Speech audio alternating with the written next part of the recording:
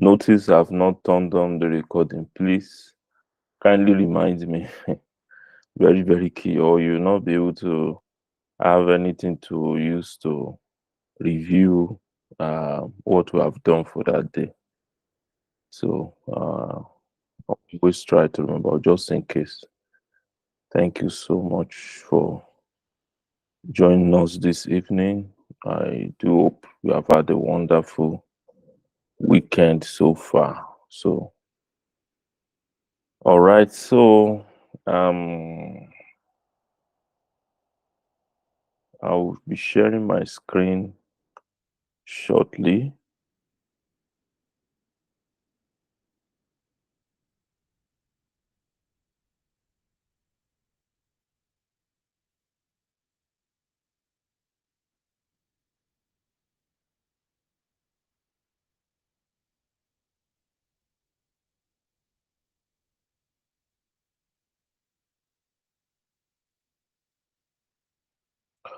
So, we want to now moving into last week we just did introduction and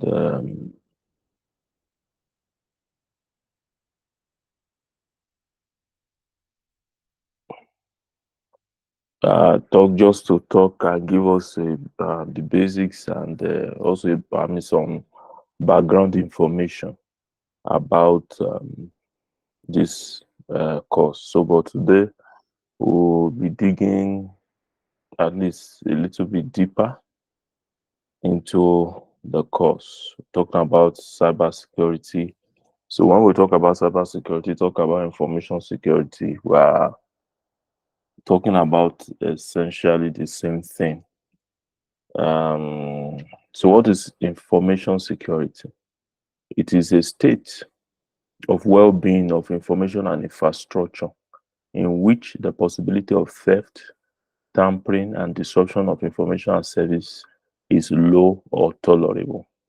So a state of well-being of information and infrastructure where the possibility of theft, tampering, and disruption of information and services is low or tolerable. So the issue is this, which we have to understand at this time. There is no 100% security anywhere.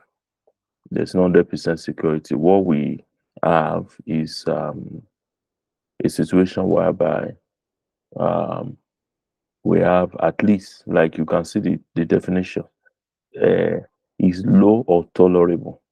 So what we do is to try to reduce it to the minimum,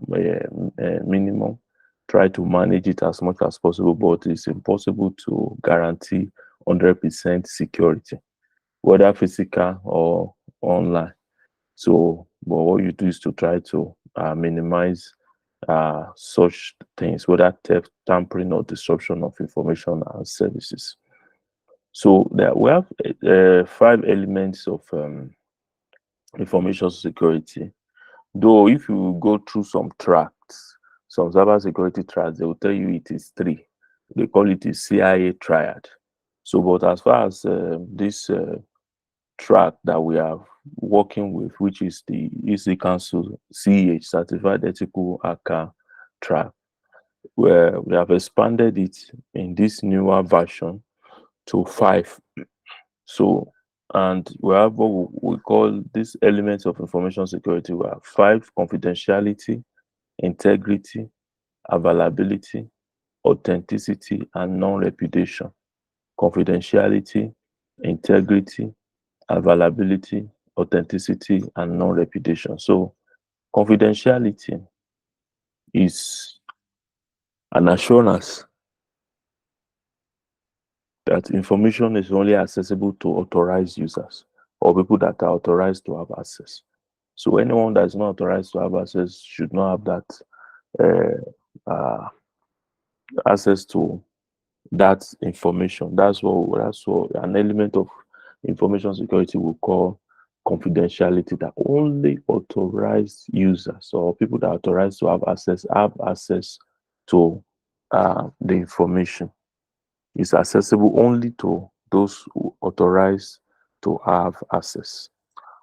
So that's confidentiality, and it's very, very key because this is what attackers try to make sure doesn't happen. They want to make sure that information that is uh, supposed to be for only uh, uh, particular people, maybe people working within an organization, for instance, staff, their vendors, their contractors are supposed to have access to that information. They say no, they want to have access to it. So, and in such a way, an element of information security has now been breached, which is confidentiality.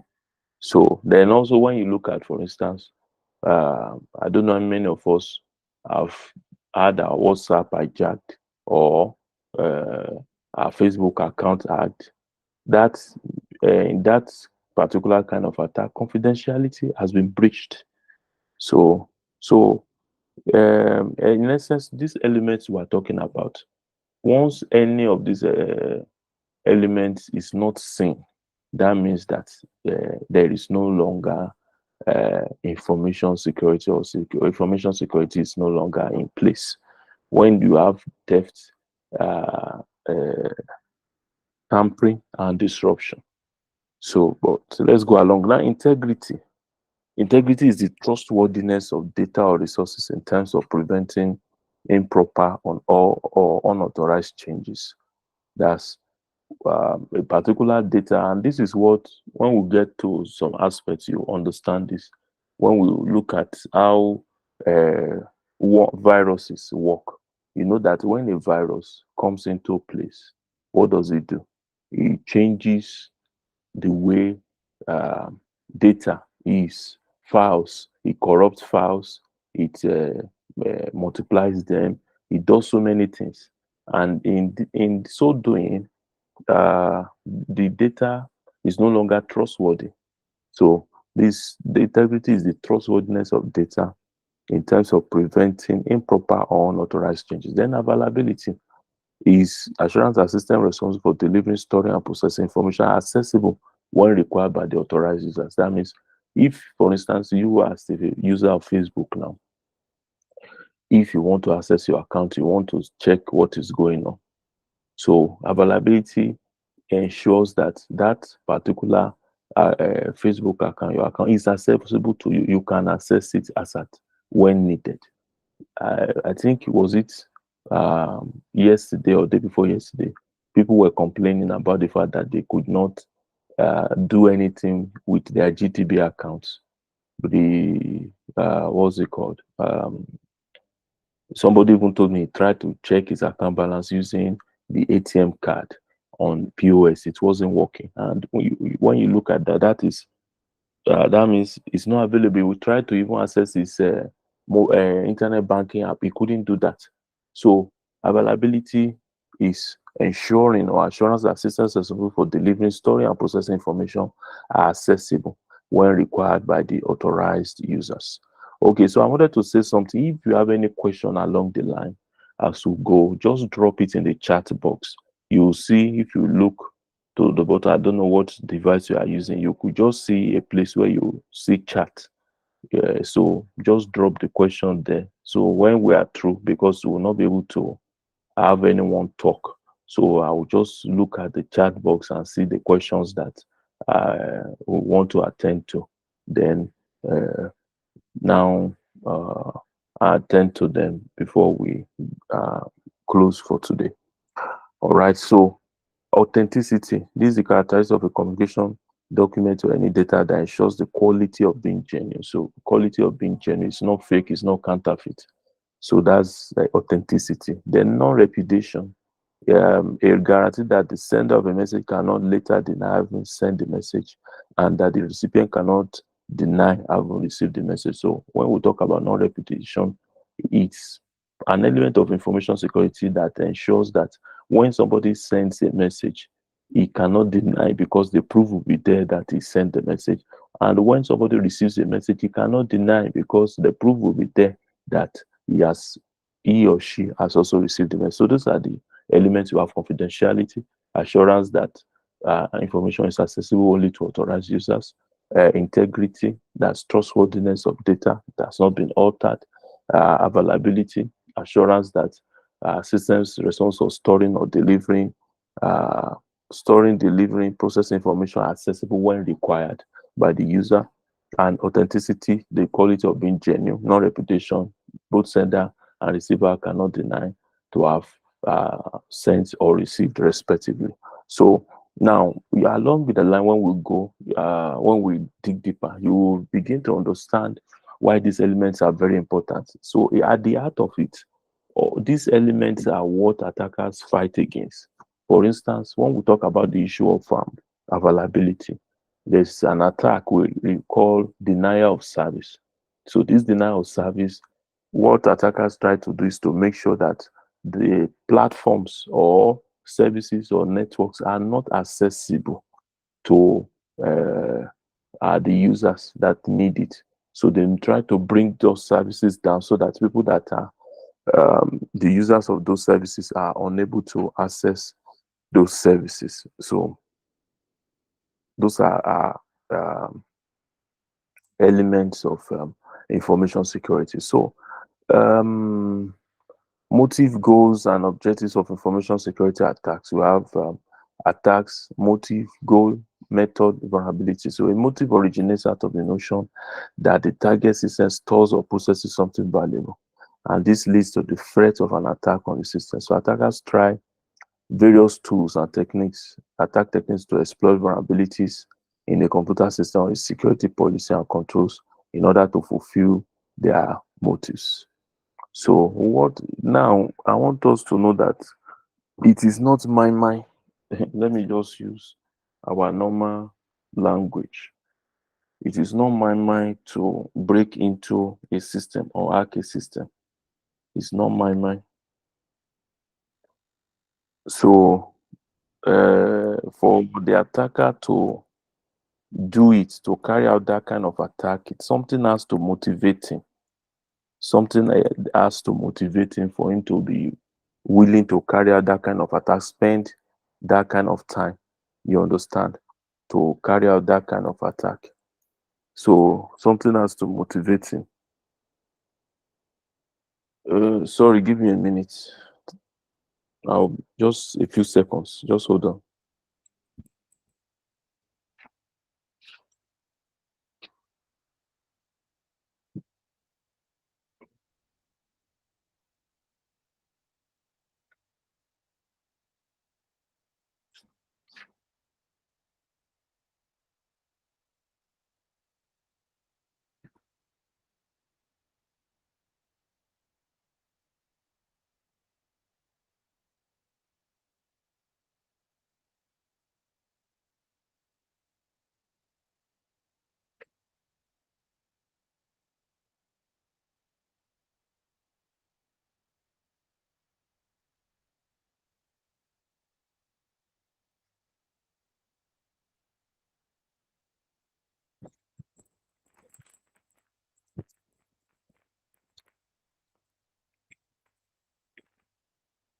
Okay. So, like I was saying, there has to be something that will motivate the attacker. He cannot um just be doing this for the sake of it. He has to be motivated. You understand? So, and so some of the things that are motivating is to disrupt business continuity. He wants to disrupt a business. They're stealing information and manipulating data. And we want to steal information. Okay, for instance, now something on the SCT. I saw, I don't know, that's very coordinated attack. Very, very coordinated. Very coordinated. I must say, those attackers are very, very, they are sound. They understand what they are doing. They know their onions. One of a friend of mine, I just saw on his Facebook that is something about birthday. So I didn't even check the date of that this thing to check. But you know, Facebook will always give you list of people celebrating birthday among your friends, and I didn't even check to say, is this man among this? So because I was even in transit and all that, I just uh, said, immediately I saw it because it's somebody that I know one on one. I immediately went to his WhatsApp because I felt greeting him on Facebook is not enough. I quickly went to WhatsApp to try and say hello to him. And you will not believe that I think these attackers had both his Facebook and his WhatsApp. As I said, message to him, greeting, say, happy birthday. Later, the person had hijacked the WhatsApp and started saying that he needs to send money that can I assist. He said I should send 150 that he's going to pay tomorrow. And I know this man, he doesn't do that. He has never done that before. He doesn't do that. So I immediately something told me that this man's WhatsApp has been hijacked. So I now said that I am in transit. That the only money I have now is 5,000. He said I should send the 5,000. I now wonder that you say you need 150 and now it's 5. So what am I trying to say? Uh, there's a motive. And what is the motive behind all that? The thing they did to hijack the man's Facebook and WhatsApp is for them to be able to get funds to social engineer people to be able to send money to them. I've seen somebody that told me that when his WhatsApp was hijacked, the hijackers were able to rake in 3.9 million naira from that enterprise. So there's always a motive. So stealing information, manipulating data, creating fear and chaos by disrupting critical infrastructure. So we have some kind of attackers that will talk more about that. They're causing financial loss to the target, propagating religious or political beliefs, achieving state military objectives. I want you to know now that there was a time we're saying it, and it's still true, that the next world war will not be a war of guns, it will be a war of computers. And you know, many things are being controlled by computers now and everything. So it will be, and we already have what we call UAVs. Even Nigeria has it, unmanned area vehicles, so like drones that can go and even deploy. I think there was an attack of recent, was it last year, where in a particular village in Kaduna, they shot a missile into a particular village, and what it ended up to be a mistake and all that. So we have such things. So now Nigeria itself has its own cyber warfare in the army. And years ago, I met the officer in charge of that particular group, group, cyber warfare group. So then we have in other countries, if Nigeria could have a cyber warfare group, you can imagine other countries also. So it could be state military objective, damaging reputation of the target, taking revenge, and demanding ransom. So this would all be the motive. So now when we talk about the vulnerabilities in terms of attacks, when we talk about vulnerabilities in information security, vulnerability is a loophole or weakness that can be exploited. So attackers don't just attack, they take advantage of a vulnerability or a loophole. So it's just like when somebody wants to breach or attack a particular building, what does he do? He goes to the windows, the doors. Those are the vulnerable places that he checks. And if he sees any weakness in any of those places, maybe the burglar is not going, he can quickly just deal with that vulnerability, remove it, and all that and all that. So those are the things. So attackers always look for vulnerabilities. That's the first thing they will want to look out for. What are the loopholes, the lapses that are observed, or that one can observe within this particular system? So, and that is the pathway they will use even to be able to penetrate and to carry out their malicious activity. So that's that. Then we have classification of attacks. We have passive attacks. So this passive attack, there's no direct, what should I call it, interaction with between the attacker and the target network. You do not tamper with data and involve intercepting They just involve the intercepting and monitoring network traffic and data flow. So example of this is sniffing and eavesdropping.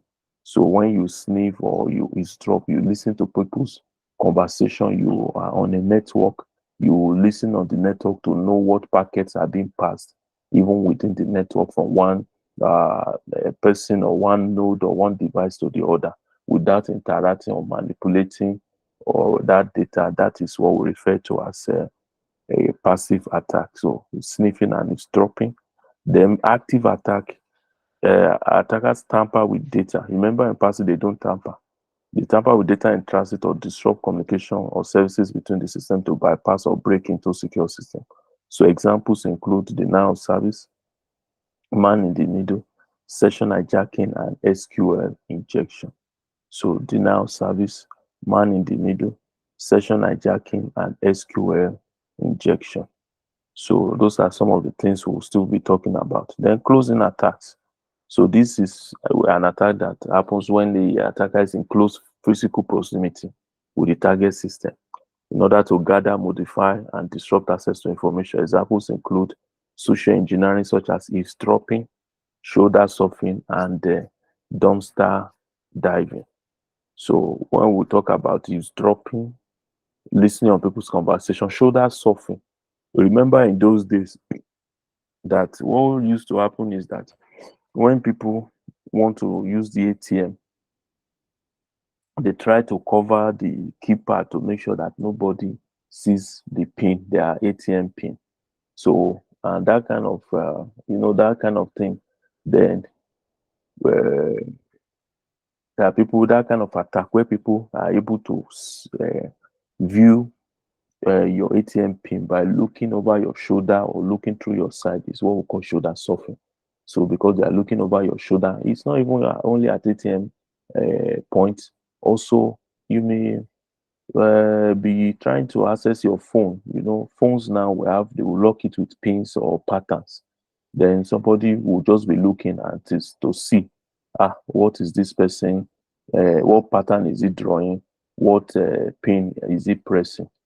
So with that, you will be able to know the pin or whatever you are using. So that's what we refer to as shoulder surfing. Then dumpster diving is more common overseas where attackers go through the target organization's trash, the trash that they have thrown away, the papers, the documents they have thrown away, just to be able to glean information from it. Then we have insider attacks. Insider attacks involve using privileged access to violate rules or intentionally cause a threat to organization information from information system. This kind of attack is uh, uh, when somebody that is an employee, he already has, it's not somebody that's trying to break or crack the password. He already has the password. He now uses his privileged access to be able to try to carry out attack to violate rules or cause threat to the organization. So distribution attack, this is when attackers tamper with hardware or software prior to installation. So if you have software or hardware before it gets even to the end user, they tamper with it. They tamper with it. So that's what we refer to as distribution attack. So this is what I referred to earlier on, talking about the kind of war that we could see, maybe World War III. We don't pray for it, but some things we just have to have in mind. Information warfare. Information warfare or info war is the use of information and communication technology to gain competitive advantage over an opponent. So it's not a full-blown war per se, but it can be subtle underground war that is going on even between organizations that maybe competitors that are competing, organizations that are competing with one another. You have these organizations, maybe for instance, between Pepsi and Coca-Cola, or between Dunlop and Michelin. You understand, people that are competing, they could be involved in kind of information warfare. So using it to gain competitive advantage, or it could even be between one country to the other. You recall during the height of the Ukraine and Russia war, that their hackers were also involved in a lot of information warfare between the two countries. So we have defensive warfare information warfare refers to strategies and actions designed to defend against attacks. So strategies and actions that you use to defend, while offensive information warfare refers to information warfare that involves attacks against the ICT assets of an opponent. So it refers to information warfare that involves attacks against the ICT assets of an opponent. So defensive, you defend, or offensive, you attack. So in defensive warfare, we have strategies, we have prevention, deterrence, alerts. We have alerts that you put in place so that if there's any kind of attack coming, you can know. Detection, emergency preparedness, then response. Then for offensive, we have web application attacks. We attack web applications. Then we attack web servers. Web applications run on web servers. The malware attacks. We have different types of malware. We have ransomware. We have fileless malware. We have trojans. We have viruses. We have worms.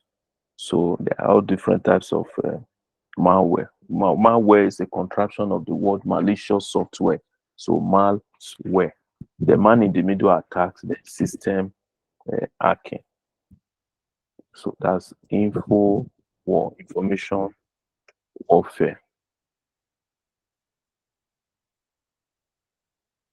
So we want to talk about different hacking methodologies now.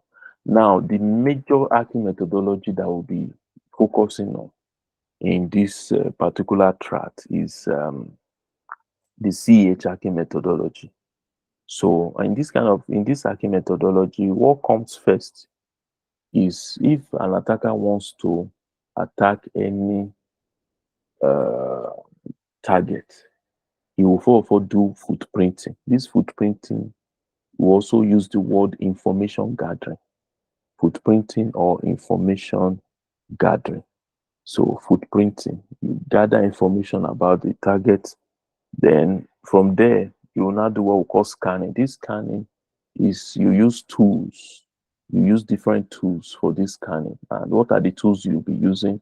You'll be using tools to be able to scan, to know the devices that are reachable, and also to know the open ports. Now, when we hear me talk a lot about ports, that's why I was talking about the issue of network previously.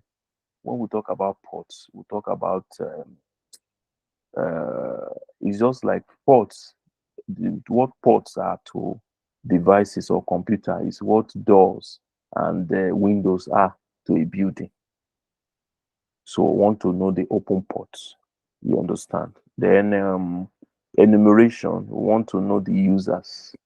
So in information systems, we have different users that have different levels of authorization. So we want to know the users and also what is available to each user, the groups that are there. Because when you have an organization, you set up computers, you set them up in group, maybe for a particular unit or department, they have a group, and that particular group has access to, they have access to the share files and all that, and they have a particular purpose in that department. Let's say financial department or audit.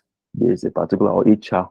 They have computers that are being used. They have their softwares or whatever they are using, and every other thing that is available to them, they have it. So then you now have users within that particular group or department. They have different level of authorization, even to all the things that they're doing. They have different files, the different things that they are sharing and all that. So then we'll now go into vulnerability analysis. Remember, I told you vulnerability is a weakness or loophole within the system. So we want to look at vulnerability analysis, analyze the vulnerabilities that do exist within the system. We'll do that using vulnerability uh, scanning softwares or tools, vulnerability scanning tools. Then after this, we'll now go into the system hacking per se. We'll try to gain access. You can either gain access through the use of malware, uh, malware that's either virus or Trojan, or you can, if you are able to get the interface where you need to gain access, maybe via the use of login details, username and password, you can try to crack the password. Another thing you can also do in trying to gain access is through vulnerability exploitation. Vulnerability exploitation can be done using malwares. So, because different malwares fly or use what's it called? Take advantage of different vulnerabilities that do exist even within the system. Then another aspect of this hacking methodology is what we call escalating privilege. Escalating privilege. Now, this escalation of privilege is when attacker gains access to a system. Most times, he may not have access to the admin level accounts.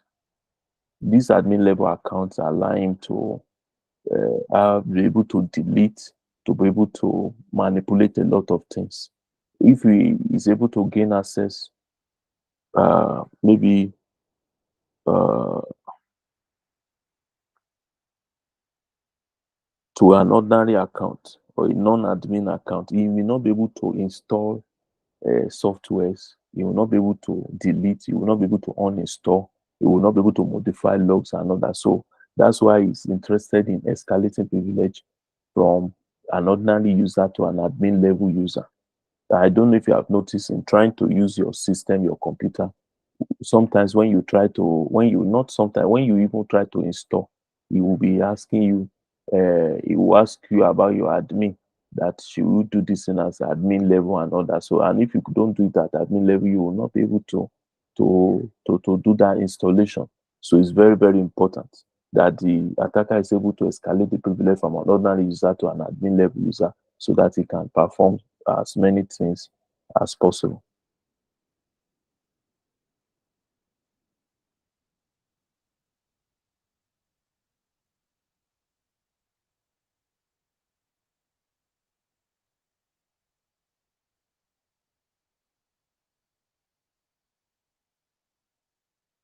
All right. So then after he has done all those, gone through all those troubles to be able to escalate, he wants to be able to, it's not just for the fun of it for him to be able to access that particular system. He wants to be able to continue to have access at any time that he wants. Not that he will just spend so much time gaining access to a computer and later that access is no longer available. He wants to continue to have access. And that is when you talk about maintaining access. Maintaining access, he executes applications, he hides files. He hides files because one of the ways that uh, uh, one of the ways that they can continue to maintain access is for them to hide files. Because if they don't hide files, if the admin of uh, the system is able to identify that an attacker has been on that system, that admin will quickly find a way to get rid of the attacker. You understand? So he has to hide files in order not to be found out, in order not to be seen. You understand? So, and he has to execute, to be able to also execute applications. There are several background applications he need to execute. There are backdoors that can allow him to continue to have access even to that particular target network or device. Then further, he wants to clear logs. He wants to clear logs, and clearing logs has to do with covering his tracks. He wants to clear logs. He wants to clear logs. He wants to be able to now on everything you do on a computer, uh, there is a record of it.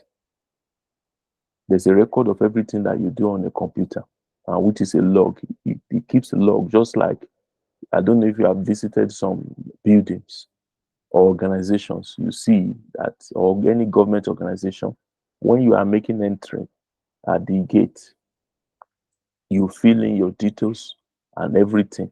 When you are exiting, you also fill in your details.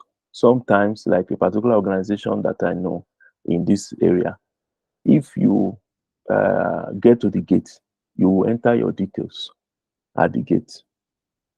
Your name, your company, who do you want to see, your time of entry. When you now get into the main building, you will do the same thing again. When you are leaving, you will sign out. And when you get back to the gate, you also sign out. So it's the same thing with the system. Everything you do, there's a log. So, but in order for them to continue to hide their enterprise, evil enterprise, attackers want to clear the logs. They want to make sure that there's no evidence that they have been there. And that is what we are referring to as clearing logs.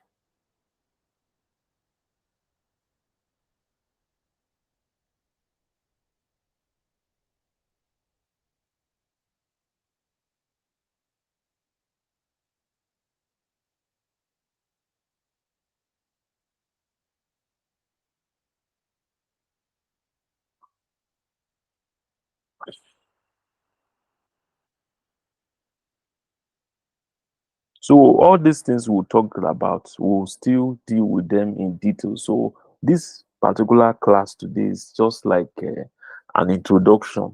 It's like a summary of all the things we'll be talking about, even as we go along over the next few weeks that we'll be doing this course. All these things we are talking about, where it's like a summary of all the things we'll be talking about.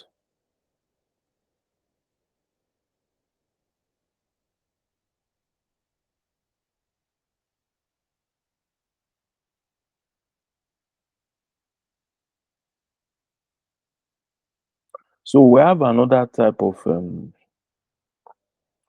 methodology. Apart from the CH methodology, we have the cyber kill chain methodology. This is a component of intelligence-driven defense for the identification and prevention of malicious intrusion activities. It provides greater insight into attack phases, which helps security professionals to understand the adversary's tactics, techniques, and procedures beforehand.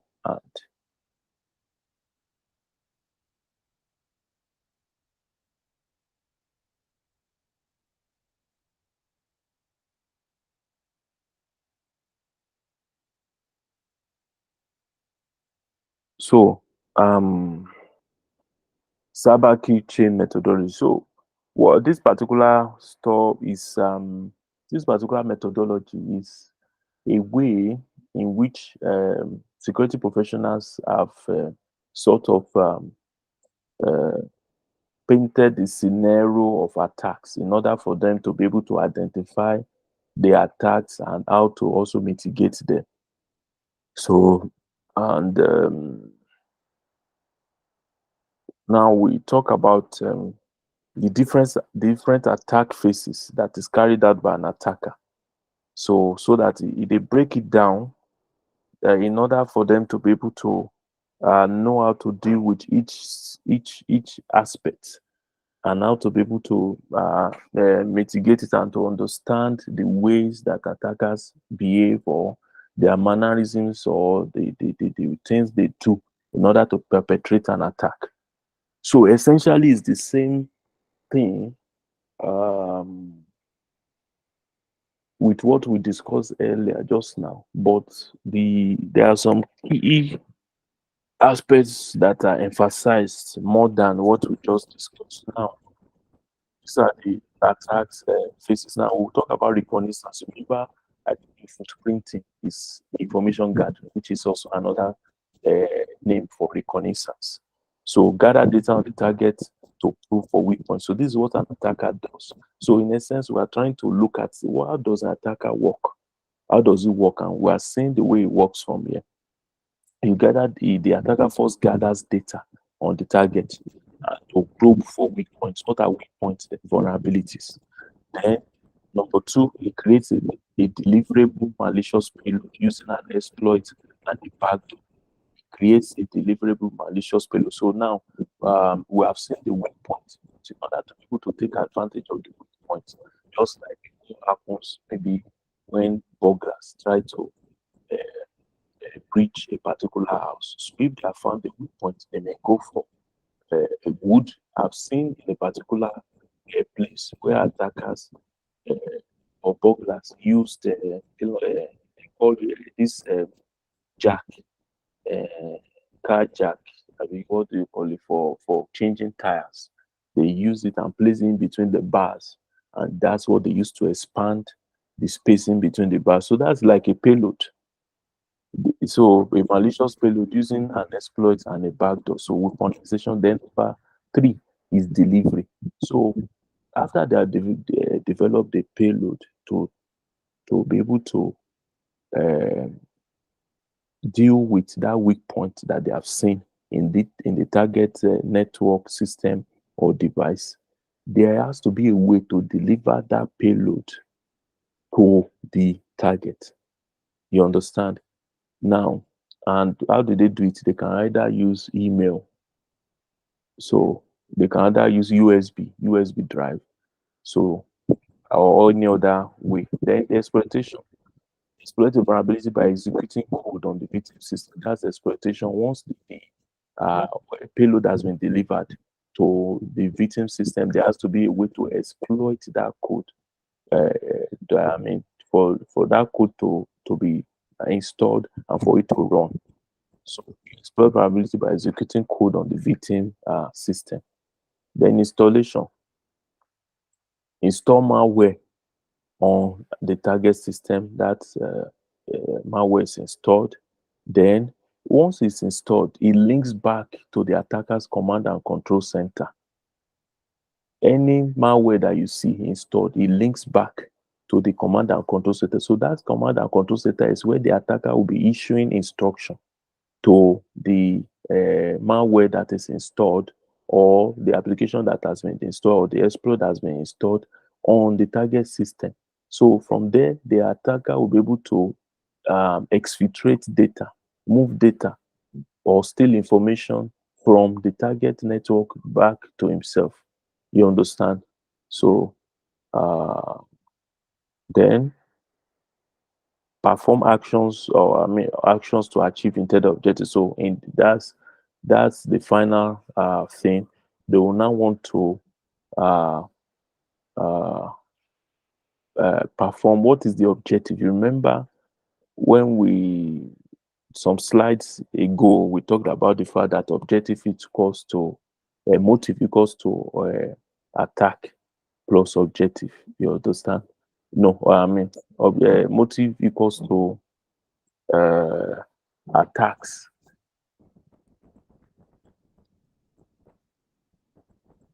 and the method. So now there's a motive. There's a reason why the attacker has gone through this great length in order to carry out this attack. So now he has to perform the action. Did he come to steal data? Did he come to manipulate uh, data? Did he come to tamper? What is his objective for doing all that he has done so far? So he now carries it out. So in essence, so you can see this methodology this cyber keychain methodology is just a way for us to try and the attackers to be, I mean, the security professionals to understand the tactics, the techniques and procedures of attackers, to know and to understand the different levels of the ways in which they carry out attack, and to be able to know how to be able to undo the different ways in which they carry out their attacks even before.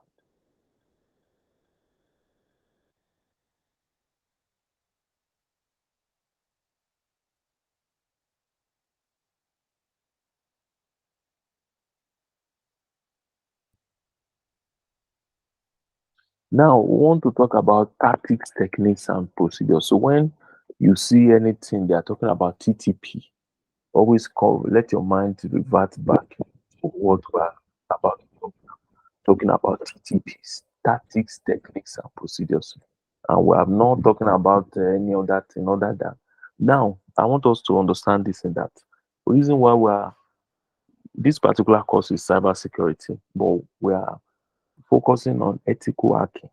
And this ethical hacking we are talking about is now um, we want to put ourselves in the shoes of attackers. And while we're putting ourselves in their shoes, we want to understand the way they carry out their mission, the way they carry out their malicious activity.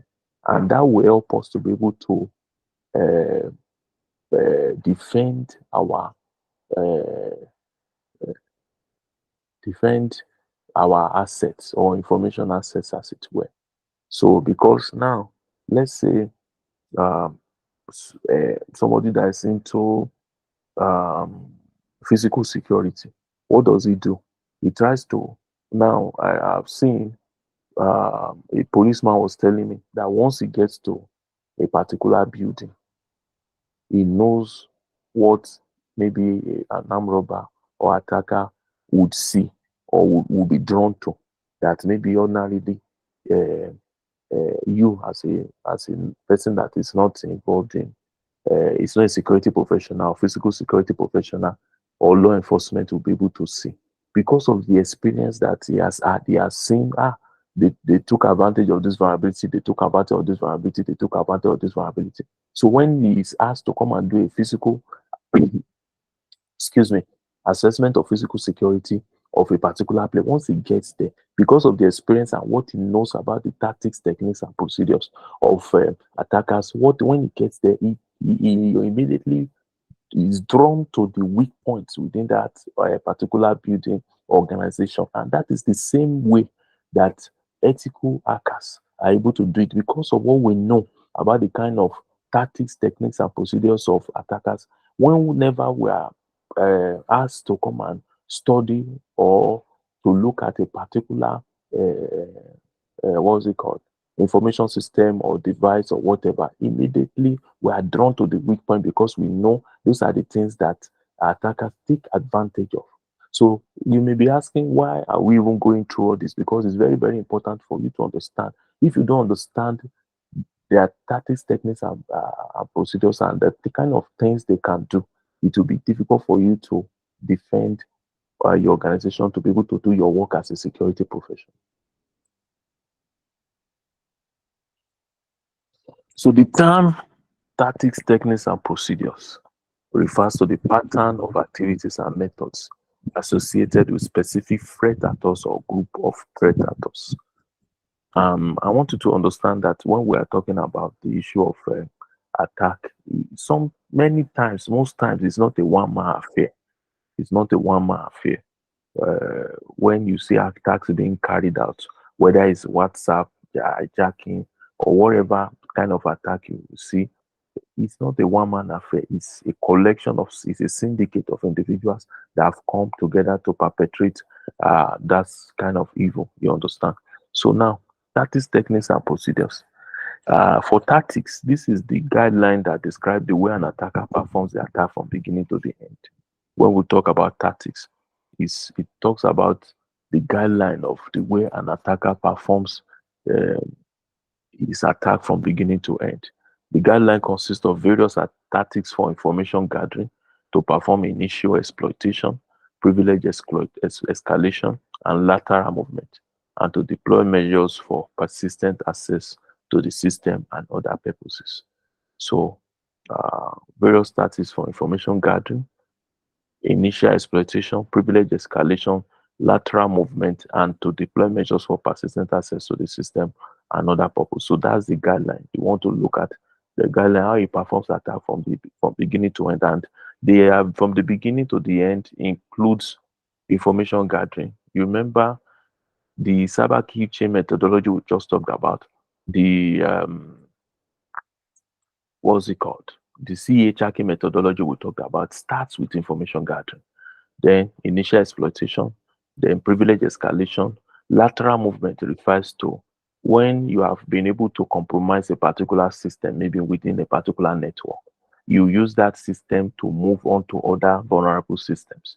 So that's what we refer to as lateral movement. So, and also persistent access. You need to have persistent access. There's no point he going through all those trouble, and in the end, he is able to break into the system and he cannot do that again. That is a waste of time and resources for him. So that's tactics for you, guideline. Then techniques, they are the technical methods used by an attacker to achieve intermediate results during the attack. So they include initial exploitation, again, setting up and maintaining command and control channels. So these are techniques. Then assessing the target infrastructure, covering the tracks of data exfiltration and others. So data exfiltration means they are moving data out, personal identifiable information, credit card details, and all that are being moved out. If personal, information that is peculiar to particular organization is being moved out. So those are what's it called? Those are things they want to cover their attacks. Then procedures, the organizational approaches that threat actors follow to launch an attack. And like I said, it's not about a single individual. In most cases, these are collection syndicates of people that are also there. When we talk about procedure, they are organizational approach. So they are, how does that evil organization, so to speak, how do they carry out their attacks? So the number of actions usually differs depending on the objectives of the procedure and the threat actor group. So if you can't remember anything, remember tactics is guidelines, threats is sorry, tactics, techniques and procedures. Tactics is guideline, techniques, technical methods. Then procedures has to do with the organizational approach. Tactics, guidelines, techniques are technical methods. Then procedures, organizational approach.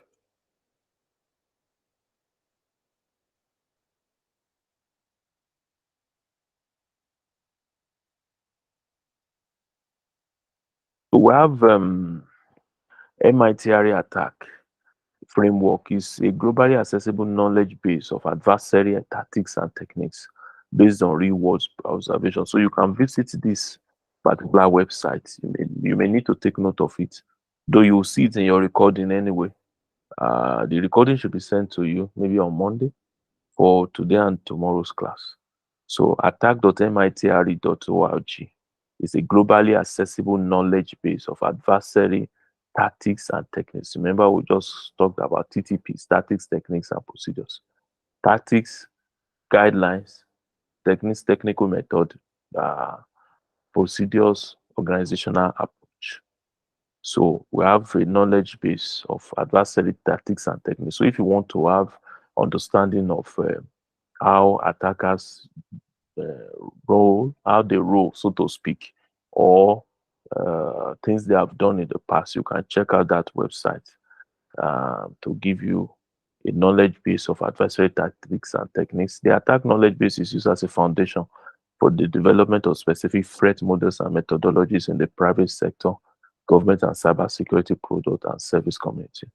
The 1430 categories within the attack for enterprise are derived from the later stages: exploit, control, maintain, and execute of the 7 stages of the cyber kill chain methodology.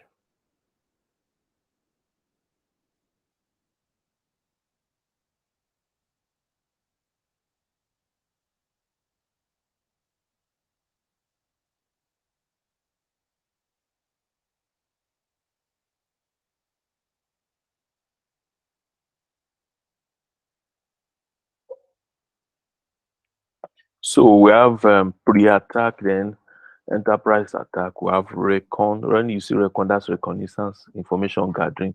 Then weaponize. You want to get your payload that you use to take advantage or exploit the what's it called? The weak point you found when you were doing your information gathering or reconnaissance. then deliver. How do you deliver that exploit? Then the exploit, how the exploit itself, it has to uh, be executed, then control, execute, then maintain. You maintain access. Maintain access. So we have some other models. We have, like we talk about the diamond, I mean, the cyber key chain methodology. We have other models of intrusion that are, all these models of intrusion is how security professionals they study attacks in order to be able to break it down and to know how do they defend against it, how do they prevent such attacks and all that. So another model of intrusion analysis, that is diamond model.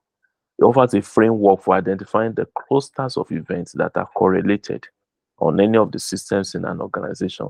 It offers a framework for identifying the clusters of events that are correlated on any of the systems in an organization. It can control the vital atomic element occurring in any intrusion activity, which is referred to as the diamond event. Using this model, efficient migration approaches can be developed and analytic efficiency can be increased. So what we are doing there is to identify the cluster of events that are correlated in any of the systems. So, and basically what we are looking at is that we are looking at intrusion analysis. We are looking at what are the uh, things that, uh, the activities that uh, all came together to bring about an attack. What are the different players? You understand? So, and basically, when we are looking at the diamond model, we are looking at the adversary. Who is the adversary? The opponent who was behind the attack. Then we're looking at the victim. That's the target that has been exploited or where the attack was performed. We're looking at the capability, the attack strategies, or how the attack was performed, infrastructure, what the adversary used to reach the victim. So we have the adversary, very simple, the person who performed the attack, the victim, the person who is the victim or where the attack took place, the capability, the attack strategies or how did they carry out the attack, the infrastructure, how were they able to reach the victim, how did the adversary reach the victim, that's infrastructure. You can see it here. You have the adversary who carried out the attack, he develops the capability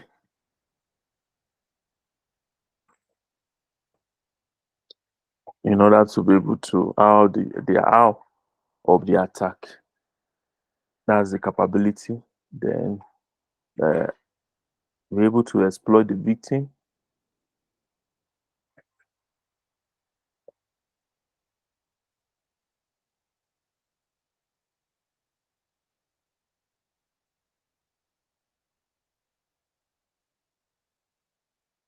Sorry, a minute, please. Just a minute.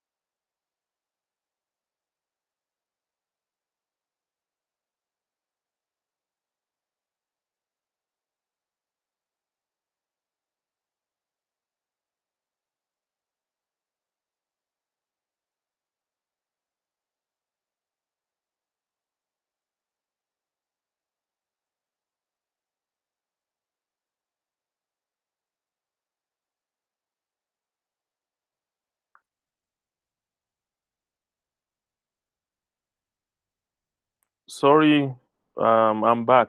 Sorry for the break in transmission. Every issue is now resolved. Let's go back to our. Okay, so we talked about the diamond model. Um, so just for us to understand, the diamond model developed by expert analysts introduces state-of-art technology for intrusion analysis. So basically, we want to analyze if an intrusion has taken place, what happened, and why did it happen that way. Uh, so it offers a framework and a set of procedures for recognizing clusters of events that are correlated on any of the systems in an organization. It determines the vital and atomic elements that occurs in any intrusion activity and is referred to as the diamond events.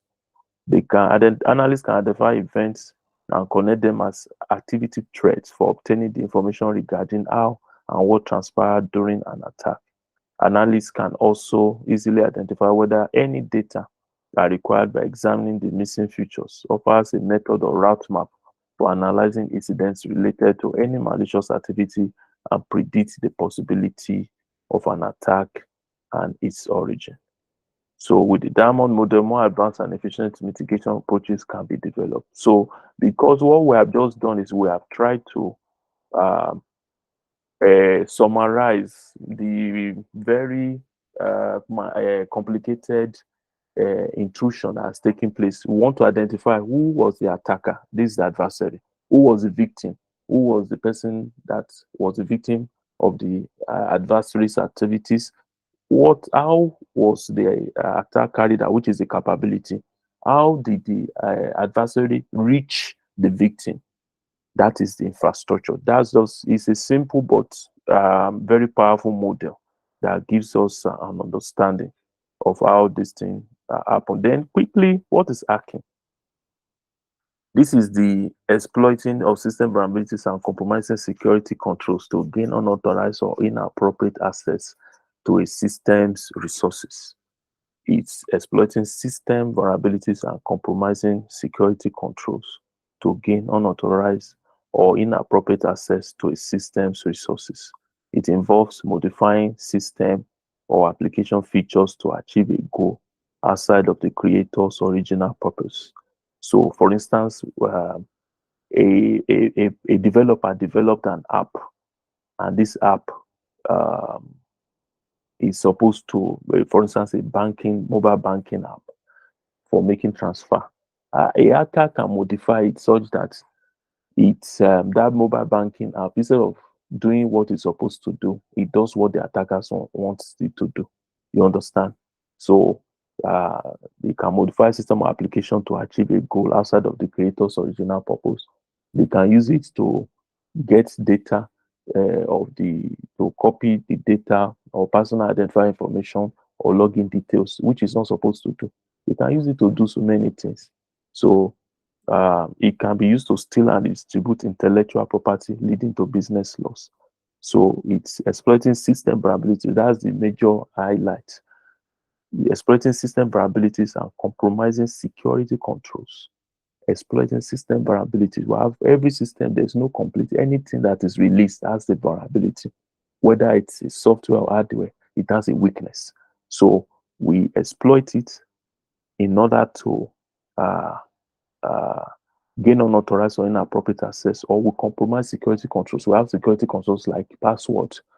We can compromise it by cracking the login detail or password, cracking it in order to gain unauthorized or inappropriate access to system resources.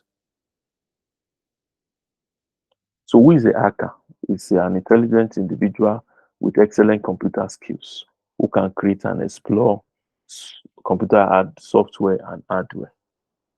Um, so he has excellent computer skills. Who can create and explore computer software and hardware.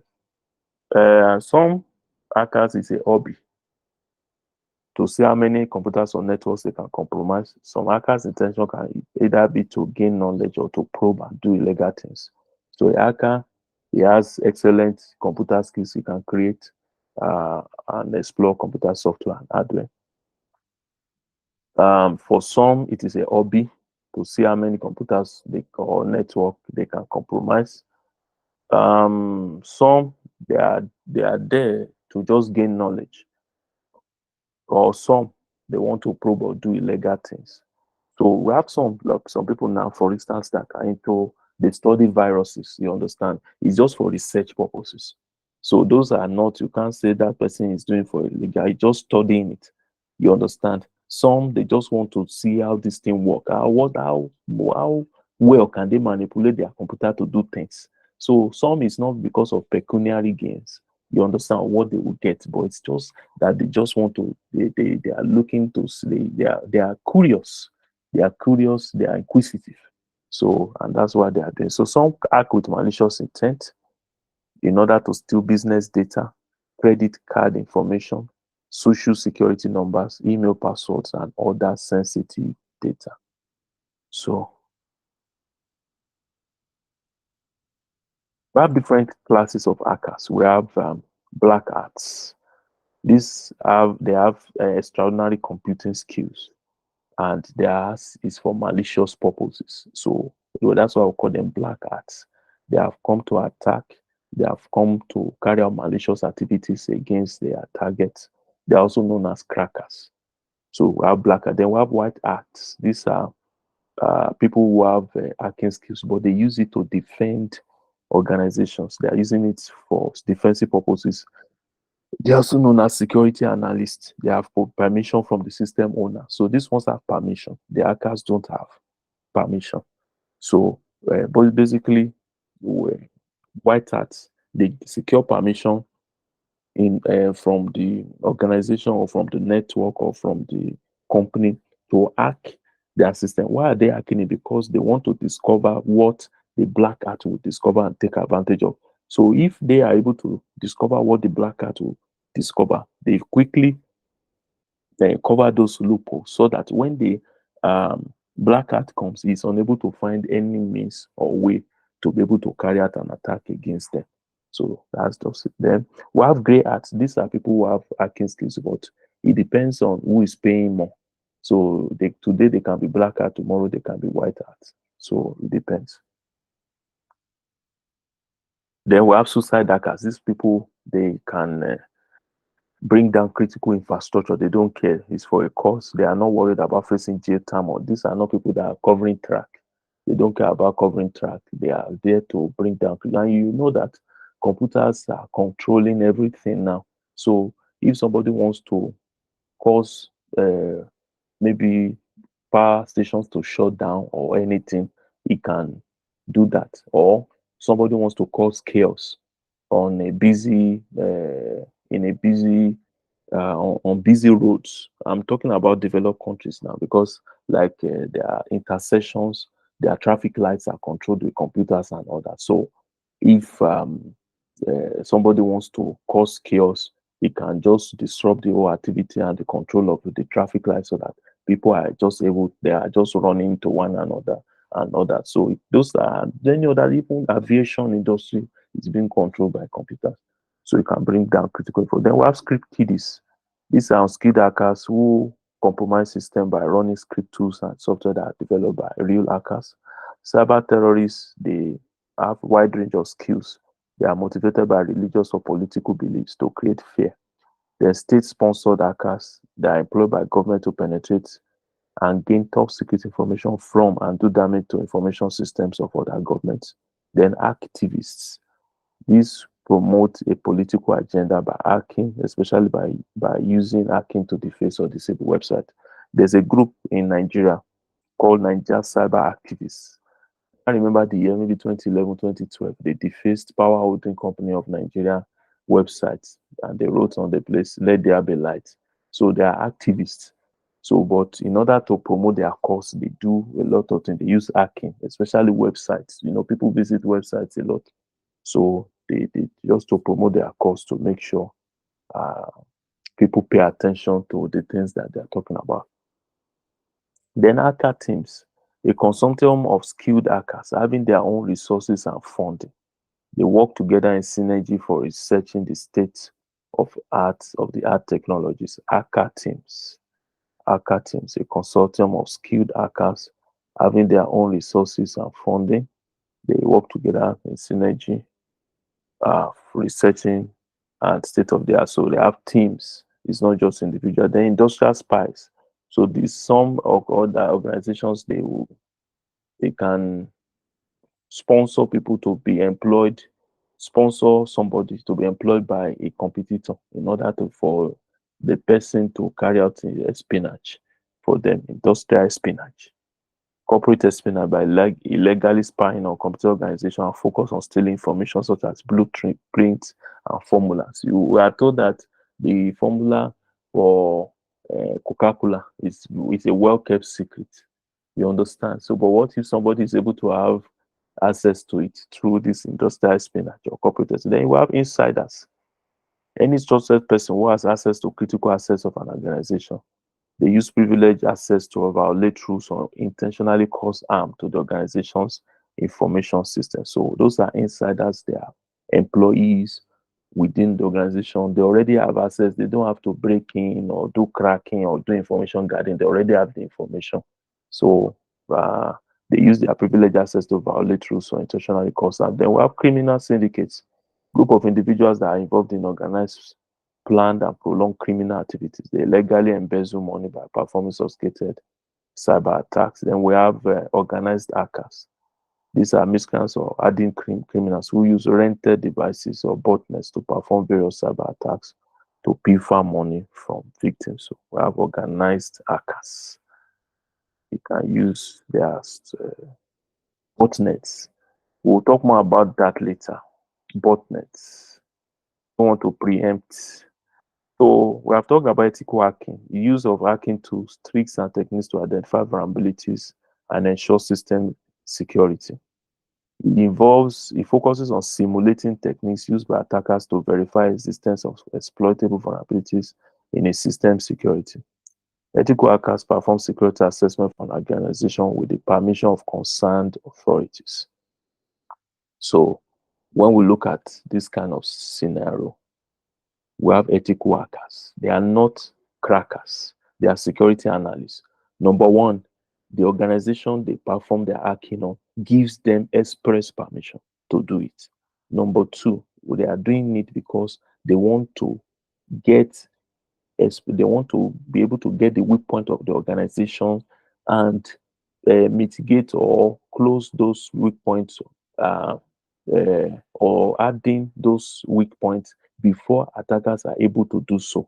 And they use the same tools, the same techniques that crackers or hackers use, because you can't, you have to use the same tools if you want to get the same result. They use the same tools that hackers use to identify vulnerabilities and ensure system security. So they act as if they are the hackers. They put themselves in the shoes of the hacker. What will an hacker see when he tries to identify or tries to attack this organization, tries to gather information? They do all the things: reconnaissance, footprinting, scanning, what's it called? Enumeration.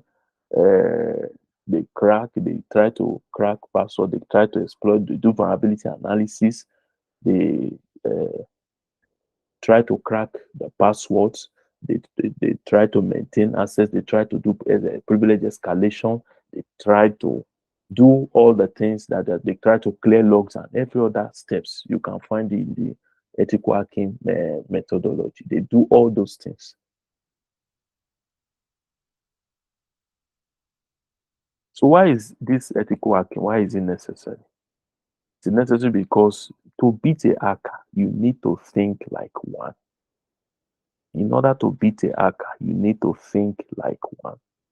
Ethical hacking is necessary as it allows for counterattacks against malicious hackers through anticipating the methods used to break into the system. In order to beat a hacker, you need to think like one.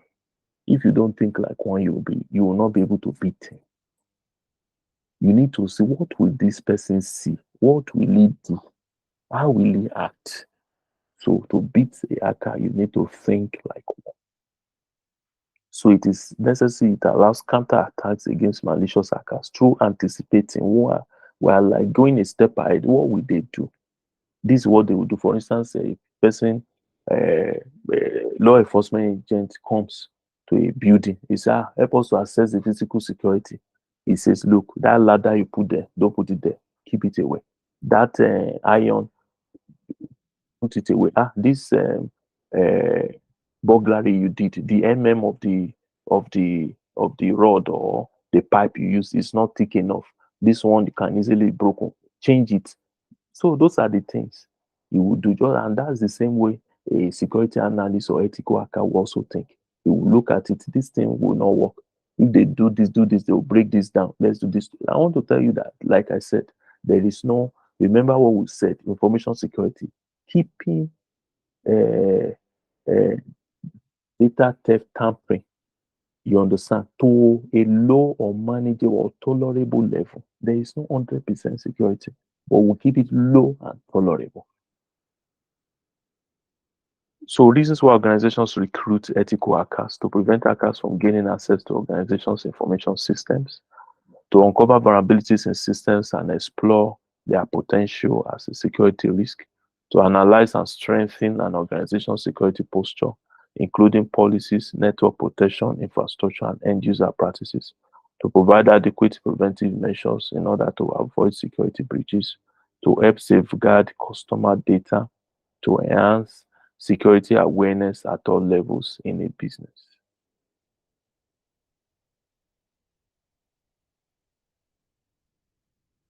So those are the reasons. So ethical hackers try to answer the following questions. What can an intruder see on the target system? That's reconnaissance and scanning phase. What can an intruder do with the information, gaining access and maintaining access phase? Does anyone at their target organization notice the intruder's attempts or successes, reconnaissance and covering track? Are all components of the information system adequately protected, updated, and patched? How much time and effort and money are required to obtain adequate protection? Are the information security measures in compliance with legal and industry standards? Those are the questions the ethical hacker tries to answer. What can an intruder see on the target system when he wants to? During reconnaissance and scanning, what are the things he can see? What can he do with the information he gets? Is there anybody that even notices that somebody is trying to gather information about us or trying to scan us? Are all the components of information system adequately protected, updated, and patched?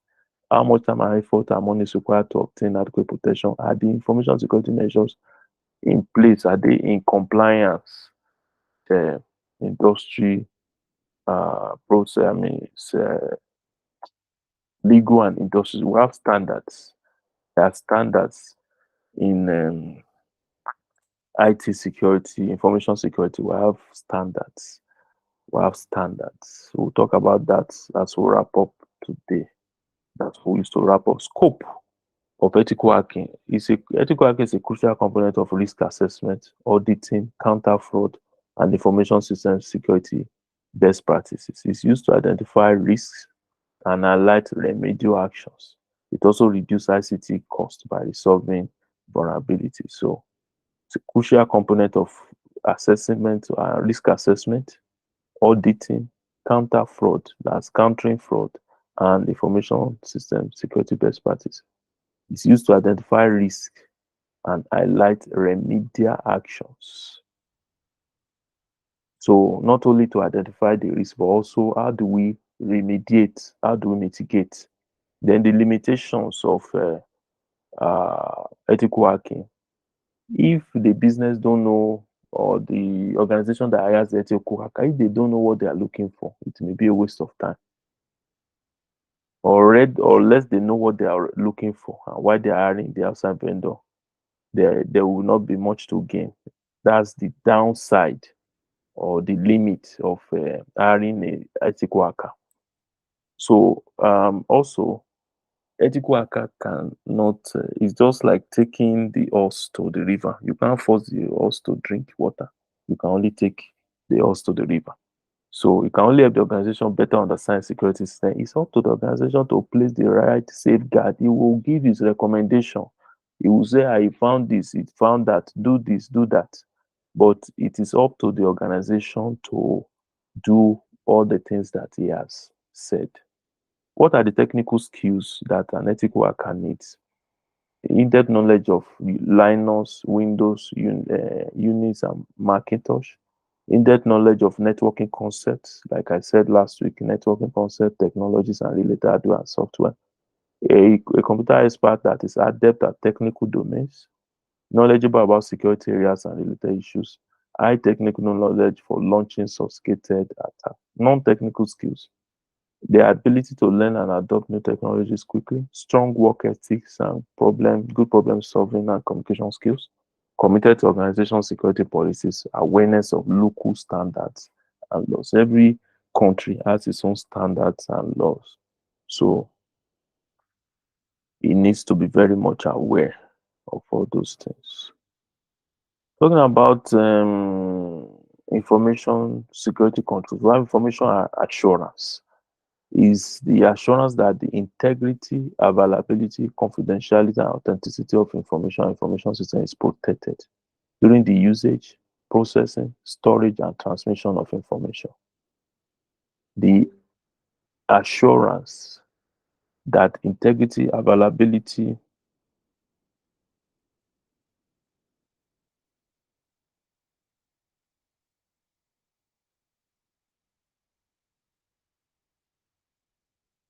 confidentiality, and authenticity of information system is protected during the usage, processing, storage, and transmission of information. So it's the assurance that integrity, availability, and authenticity of information system is protected during the usage, processing, storage, and transmission of information. So some of the processes that help in achieving this include developing local policy process and guidance, designing network and user authentication strategies, identifying network vulnerabilities and threats, identifying problem and resource requirements, creating plans for identified resource requirements, applying appropriate information assurance controls, performing certification and accreditation, providing information assurance training. So those are the things that help to achieve information assurance.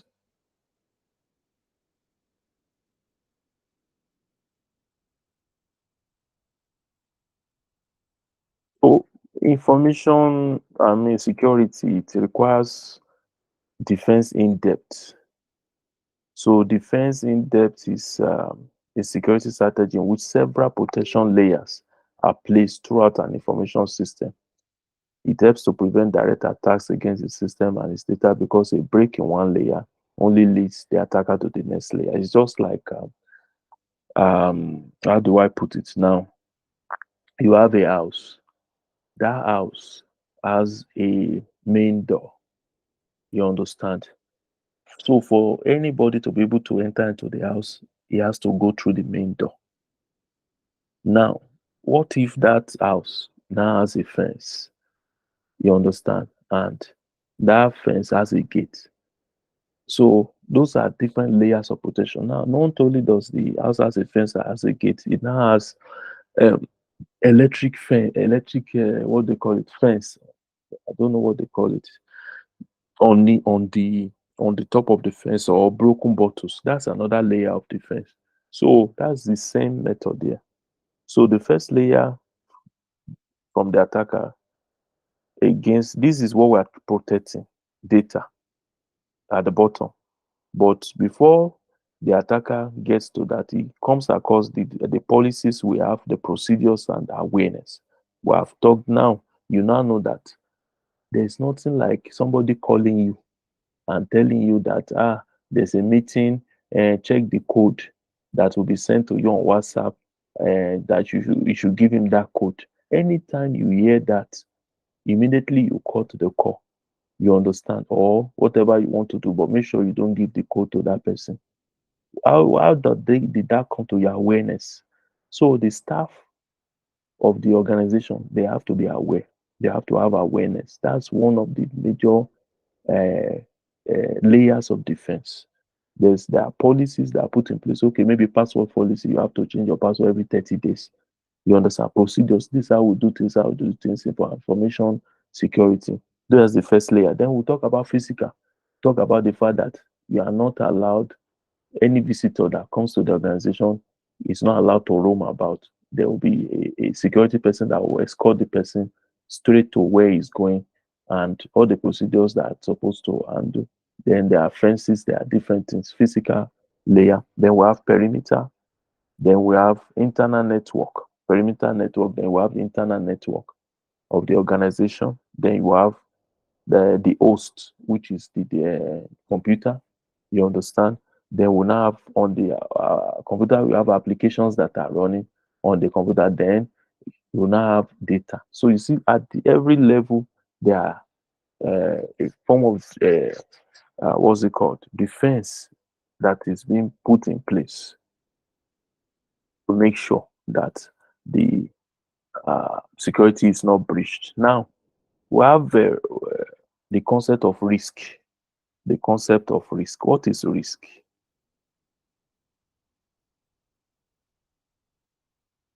What is risk?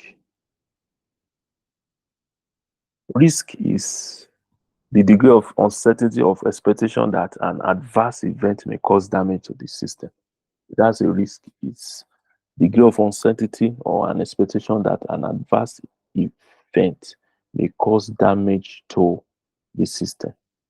Risks are categorized into different levels according to their estimated impact on the system. A risk matrix is used to scale risk by considering the probability, likelihood, and consequence or impact of the risk. It's used to scale risk by considering the probability, likelihood, and consequence or impact of the risk. So we have risk is degree of uncertainty or expectation that an adverse event may cause damage to a system. So we have different levels of risk depending on their estimated impact on the system. Um, so risk levels, we can have extreme or high, we can have medium, we can have low. So for extreme or high, you have immediate measures should be taken to combat the risk. Then you can identify and impose controls to reduce risk to a reasonably low level. Medium, no urgent action is required. Implement controls as soon as possible to reduce risk to a reasonable low level. Then low, take preventive steps to mitigate the effects of risk. So extreme or high, immediate action should be taken. Identify and impose controls. Medium, no urgent action is required. Implement control as soon as possible. Then low, take preventive steps to mitigate the effect.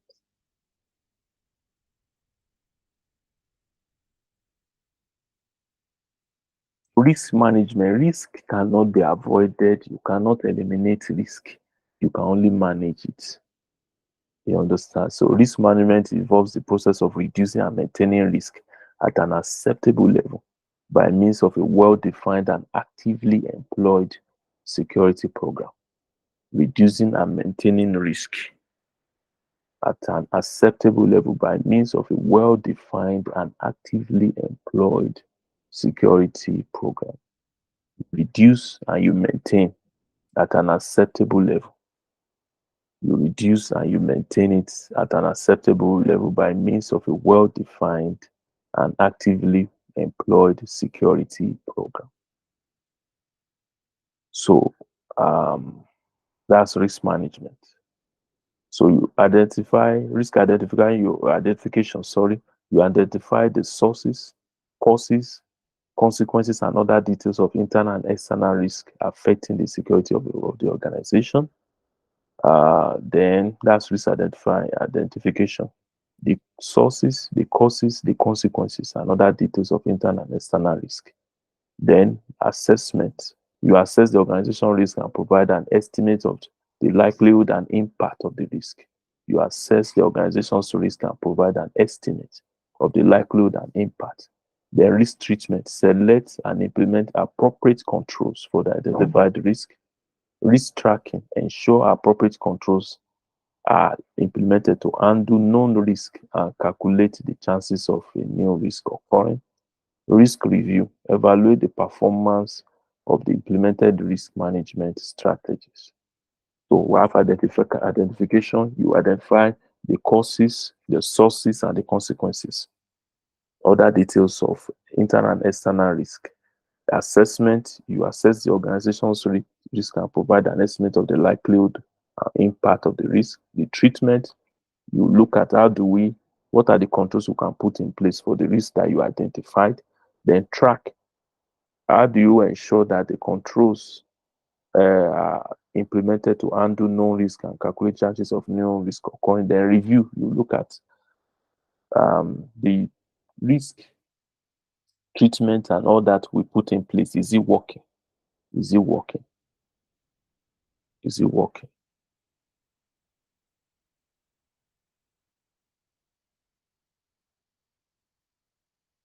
Then there's another aspect. The same way that, for instance, in Nigeria now, even civil defense is giving intelligence. We have some intelligence body now. We have, I think, one of the major ones, especially for local or internal security in Nigeria, is Department of State Services. It provides intelligence to all levels of government. So, and that's basically about physical security or any other thing. They provide intelligence on everything. It's now left for the people, the recipients of the intelligence report, to act on it or not. So we have what we call cyber threat intelligence. Cyber threat intelligence has to do with intelligence on different levels of cyber threats that are out there. It's the collection and analysis of information about threats and adversaries and the drawing of patterns that provide ability to make knowledgeable decisions for preparedness, prevention, and response action against various cyber attacks. The same way it is in the physical or physical security is also the way it is when it comes to this cyber threat intelligence. So cyber threat intelligence helps organizations to identify and mitigate various business risks by converting unknown threats into known threats, helps in implementing various advanced and proactive defense. So now you don't wait until these things happen. Now you know that there's a group that is deploying this particular tactics, this particular technique and procedures to attack. For instance, we first heard about, to me, I think I first heard about ransomware in 2020, I think. You understand? Now, you as an organization, you have heard about that's an intelligence. This thing is out there. You now look, how prepared are we even to face this kind of threat? You understand? You don't wait until it comes. It's part of being proactive. So, types of threat intelligence, we have strategic.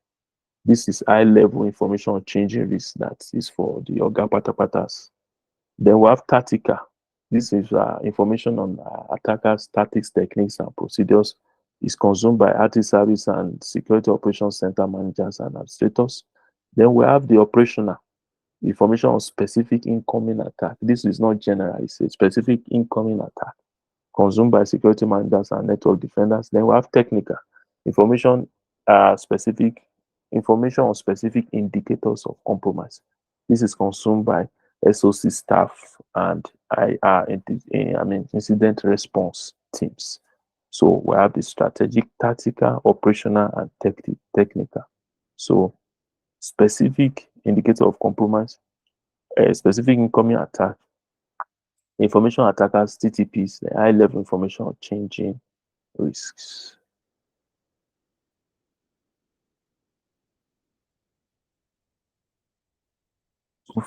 Threat intelligence lifecycle, we have the planning and direction, we have the collection of the threat from different sources, OSINT, UMIT, IMIT, MASIT, then processing and exploitation, then analysis and production, then dissemination and integration. So those are the different stages of threat intelligence. You define intelligence requirements under number one. You make a collection plan, form an intelligence team, send requests for data collection, plan and set requirements for other phases. Then during the collection, you look at the different sources, OSINT, UMIT, IMIT, MASINT.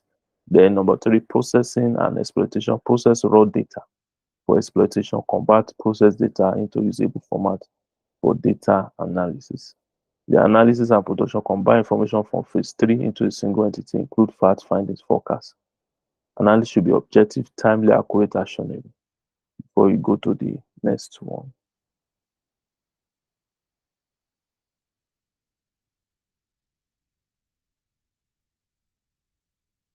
So incident management, of course, our plan is that incidents should not occur. That is the plan and prayer of every security analyst, that while he's on the job, there should be no breach, there should be no attack. But uh, if it happens, what will you do?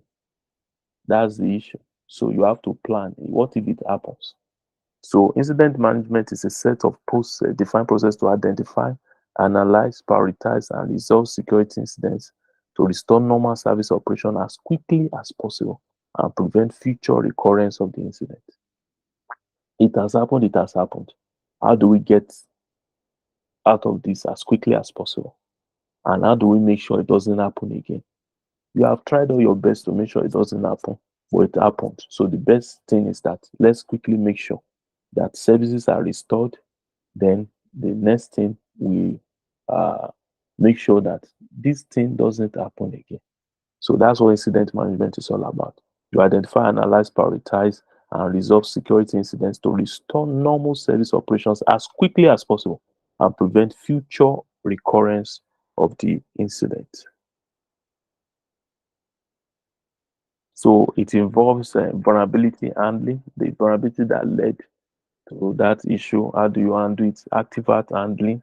Artifact has to do with because when attackers, when they install tools and all that, there are some remnants that are usually left. So those are artifacts. Then announcement, you have to announce, then alerts, incident handling, triage, report and detection, incident response analysis, other incident management services. Incident handling and response is the process of taking organized and careful steps when reacting to a security incident or cyber attack. Incident handling and response is the process of taking organized and careful steps when reacting to security incident or cyber attack. You take organized and careful steps when you are reacting to incident or cyber attack. And what are the steps? You have to be prepared. Number 2, incident recording and assignment. Number 3, incident triage. Then notification, containment. It should not go beyond that. If one system is affected, it should not go beyond that system. The evidence gathering and forensic analysis, because you want to prosecute the person or people that are responsible, you need to gather evidence. Then eradication, then recovery, then post-incident activities, including incident documentation, incident impact assessment, review and revise policies, close the investigation, then incident disclosure.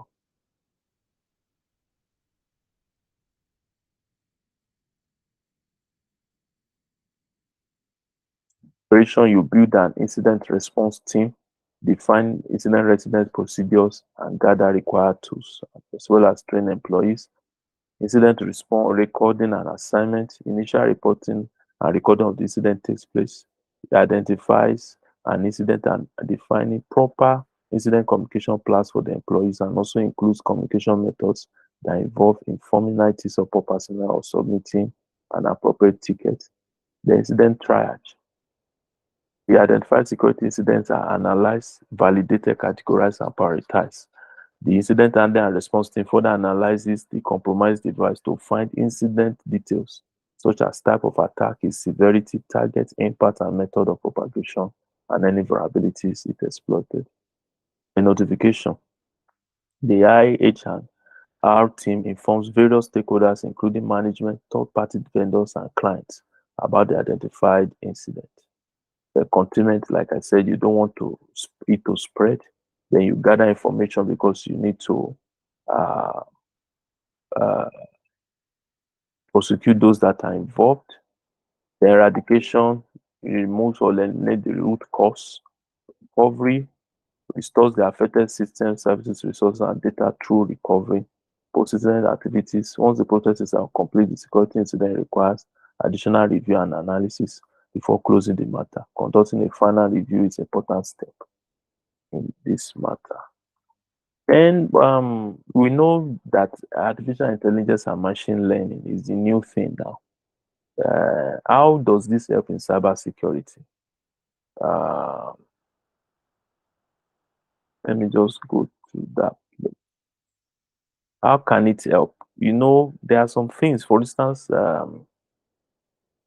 when we look at phishing, I don't have enough time, but there are some emails you get that look like they come from credible or legitimate organizations that are actually from attackers. There are ways you can know whether this email is spam or on unsolicited pornographic advertisement messages or uh, phishing email. So, but most of the time, we are unable to process that information as humans. But we can take advantage of artificial intelligence and machine learning to always be able to identify this. So, how does artificial intelligence and machine learning prevent cyber attacks? Password protection and authentication, phishing detection and prevention, like I said, threat detection. Because for instance, there are so many. Yeah, cybersecurity is very vast, very, very vast. There are only so many things you can keep in your head. But if you have artificial intelligence and machine learning in place, all those things would have been easily identified by the AI or ML that is in place. You understand? Then vulnerability management, behavioral analytics, network security. Then we have artificial intelligence based antivirus, fraud detection, botnet detection, and artificial intelligence to combat artificial intelligence threats.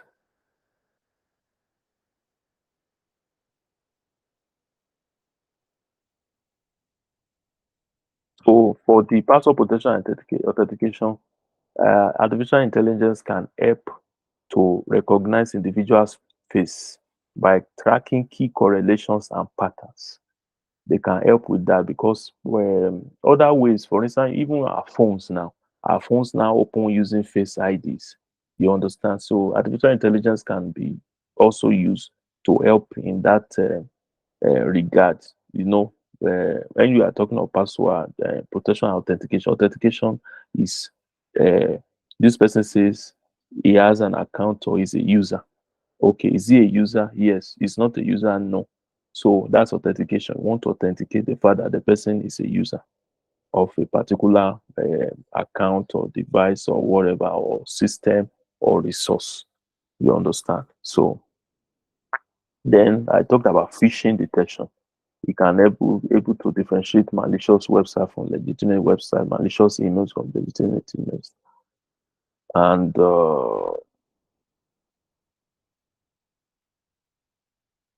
AI can dynamically scan for all types of vulnerabilities and alert admins before the system is exploited. It's exploited and behavioral analytics. Um, Sometimes you understand the way systems behave. There's a normal use case, so use case scenario for systems. And when the things that don't go the way they ought to go, humans, there's a limit to our thinking. There's a limit to our understanding. But artificial intelligence, there's a machine. There's no emotion. There's no sentiment attached. It does things. If you are programming, computers are garbage in, garbage out. What you have programmed, that is what it will do, and that's the advantage that they have. So once you can do the machine learning and give them the basis and the understanding of what is needed by them, that's all. They just take it from there. You understand? So it becomes sort of a robotic stuff, as let me put it that way. Okay, so we have different standards laws when it comes to information security. Maybe we'll continue from there tomorrow, just for you to understand that. Then we'll move to the next module. We'll continue from there tomorrow.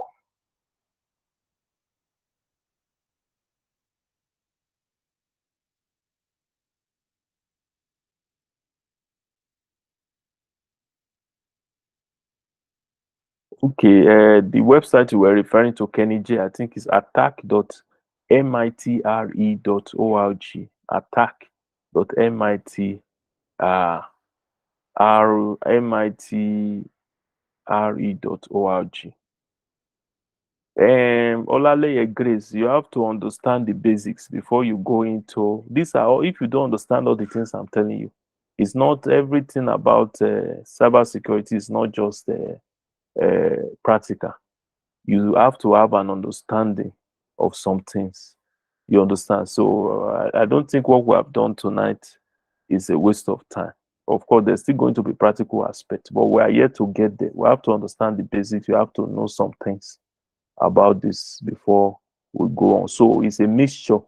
It's a mixture. You have to have the theoretical knowledge. The issue of cybersecurity is like a moving train. Now, there are some vulnerabilities or loopholes that existed probably last year that are no longer exploitable now. But the fundamentals and the theories or the basis of those vulnerabilities will continue to exist if you base every of your learning on a particular aspect. You're saying you want to understand one practical aspect or the other. When that particular vulnerability no longer exists, would that be the end of everything? No. You have to understand the theory and understand what is the basis behind a particular thing, so that at every point, even if there's a change or there's something has been mitigated, if there's a change in anything, then you will know, okay, I can go through it this way. You understand? It's like somebody that is staying in a particular town. If you decide that yes, you don't really understand the map of the town, that okay, I can go this way. So there are several ways, roads that lead to a market. If you don't have that understanding, you will continue to go through one way. What if that one way is blocked?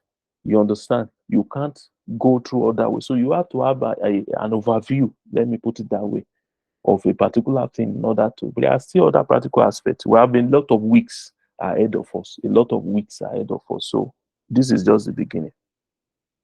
We'll be sending the recording to you. That's what we'll be sending, the recording of the class, so that you can go through the recording. And when you see the recording, all the slides are there. As I'm going through the slides, you can see them. We will send the recording to you.